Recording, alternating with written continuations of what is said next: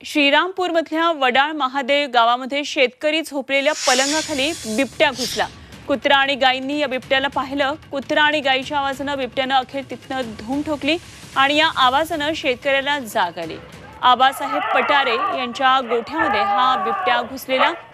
वडाळ महादेव परिसरात काही दिवसांपासून बिबट्याचा मुक्त संचार आहे आणि हाच बिबट्या सीसीटीव्ही चित्रित झाला।